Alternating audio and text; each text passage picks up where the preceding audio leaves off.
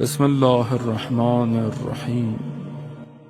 الحی والقیوم لا تاخذہ سنۃ ولا نوم، نہ اسے نیند آتی ہے نہ اسے اونگ آتی ہے، جو نہ سوتا ہو، جس کی اصل آپ توصیف کیسے کریں گے خدا کی؟ خدا کی توصیف کیسے کریں گے آپ؟ بھائی وہ جاگ رہا ہے، کیسا جاگ رہا ہے؟ کیونکہ جو چیزیں ہمارے اندر ہے اس کے اندر نہیں ہے۔ مطلب ہم محض فقر ہے جان محترم، اگر وہاں پر وہ خالق ہے ہم مخلوق ہیں، وہ قادر ہے ہم مقدور ہیں، وہ رازق ہے ہم مرزوق ہیں، وہ عالم ہے ہم سائل ہیں، ہمارے پاس کچھ نہیں ہے، وہ عزیز ہے ہم ذلیل ہیں، سب صفات اسی کی ہیں۔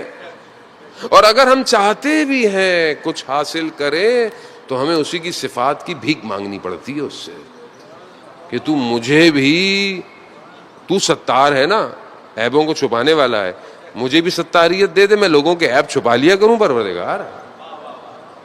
تو رحمان ہے، تو کرم کرتا ہے، میرے اندر بھی رحمانیت دے دے۔ تو رازق ہے، میرے اندر بھی صلاحیت دے کہ میں تیرے دیے ہوئے رزق سے لوگوں کو بھی کچھ دے دیا کروں۔ خوب انسان فقیر ہے جانے، اس کے پاس کچھ ہے ہی نہیں۔ خدا قرآن میں کہہ رہا ہے کہ مثلا ہم نے جب تمہیں خلق کیا تم تھے کیا؟ ہم نے تمہیں قطرے سے بنایا ہے، قطرے سے۔ انسان اگر اپنی خلقت کو دیکھ لے ساری زندگی سجدے سے سر نہ اٹھائے، لیکن کیسے انسان سینہ چوڑا چلتا ہے، لوگوں کو رون دیتا ہے۔ حاکم بن جائے تو کیا کرتا ہے؟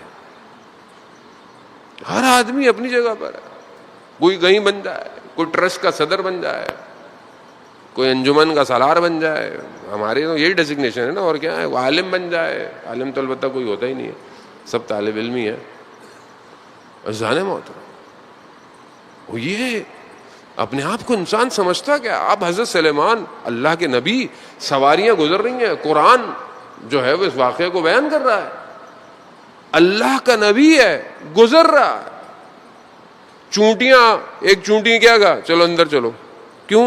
سلمان کا لشکر آ رہا ہے، روند کے نہ چلا جائے گا، وہ اللہ کا نبی کا لشکر ہے، کہا نہیں روند کے چلا نہ جائے گا۔ یعنی چونٹی بھی شعور رکھتی ہے، ہمیں نظر نہیں آتا، ہمیں نظر نہیں آتا، پتے بھی جو ہے وہ سبون قدوسن کہہ رہے ہیں، ہمیں نظر نہیں آتا، پتھر بھی کہہ رہے ہیں لا الہ الا اللہ۔ اصل ہو ہی نہیں سکتا کوئی چیز، کیونکہ ہمیں اختیار ہے بس، باقی کسی مخلوق کو اختیار نہیں ہے۔ جن اور انس کو پروردگار نے اختیار کر دیا، ماننا ہے مانو، نہیں ماننا نہیں مانو، تمہاری مرضی ہے، مانو گے تو یہ ملے گا، نہیں مانو گے تو یہ ملے گا، تمہاری مرضی ہے۔ باقی کوئی مخلوق، اور یہ بھی ہم محتاج ہیں اس کے، یہ بھی شیطان بھی جو ہے نا ہے تو رحمان کا، باہر سے تو کہیں سے نہیں آیا، اسی نے بھیجا ہے اس کو کہ اپنے لوگوں کو چیک کرے جانو۔ لیکن بہرحال یہ دو جو کولیشن ہے، ٹکراؤ ہے، یہ تاریخی ہے۔ سید الشہداء اپنے خطبات میں ان کا ذکر کر رہے ہیں، وہ یہ آسان نہیں ہے، یہ ٹکراؤ تاریخی ہے پورا، وہاں سے آیا ہے، اور وہاں اصل نفس شیطان تکبر ہے، غرور ہے۔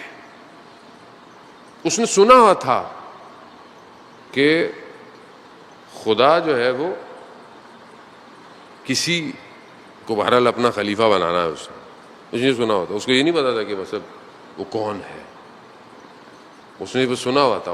یہ جب وہ اپنے چکر میں تھا، اس نے جو کہتے ہیں نا جتنی 1000 سال عبادت کی، اور وہ اس کے بھی 1000 سال پتہ نہیں یہ والے سال نہیں ہے اس کے، اور اس نے پتہ نہیں کہاں کہاں عبادت کی ہے، کیوں کی عبادت، وہ اپنے سیٹ اپ میں تھا لیکن جب اللہ نے اپنی مرضی سے ولایت کو حضرت آدم کی روح میں پھونکا ہے، وہاں پر وہ اکھڑ گیا، نفس آ گیا سامنے۔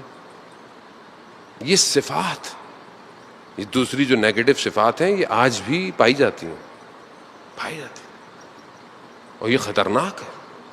یہی چیز آپ دیکھیں نا, وہاں سے آئیے نیچے ہر دور کے اندر, حابیل قابیل, حضرت یوسف کے بھائی سارے, ایک حضرت یوسف اکیلے.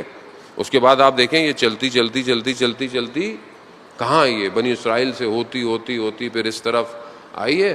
جیسے ہی اللہ نے اپنے نبی کو پیغام دیا سب صحیح تھا, جیسے ہی پیغام دیا اب دیکھیں سب رسول خدا کے دشمن ہو گئے.